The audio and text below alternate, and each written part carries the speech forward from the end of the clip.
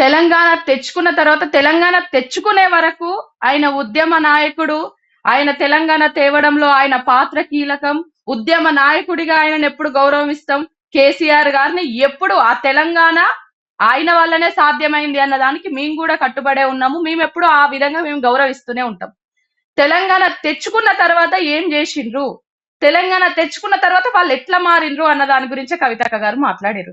నిజంగా కదా, వీళ్ళు మారడం వల్లనే కదా వీళ్ళు ఏదైతే నీళ్లు నిధులు నియామకాలు అన్న నినాదంతోని తెలంగాణ అంటే మనోజ్ గారు ఆ నీళ్ళ కవిత రోబో అని పిలవడం కేసీఆర్ ని తెలంగాణ ప్రజలు జీర్ణించుకోలేకపోయారు అంటున్నారు శ్రీనివాస్ గారు. తెలంగాణ ప్రజలు, తెలంగాణ ఉద్యమకారులు కేసీఆర్ గారు ఉద్యమకారులకు దూరమైనప్పుడు జీర్ణించుకోలేకపోయినరు. గద్దర్ లాంటి వ్యక్తిని సెక్యూరిటీ గేట్ ముందు కూర్చోబెట్టినప్పుడు జీర్ణించుకోలేకపోయినరు. ధర్నా చౌక్ ని రద్దు చేసినప్పుడు జీర్ణించుకోలేకపోయినరు.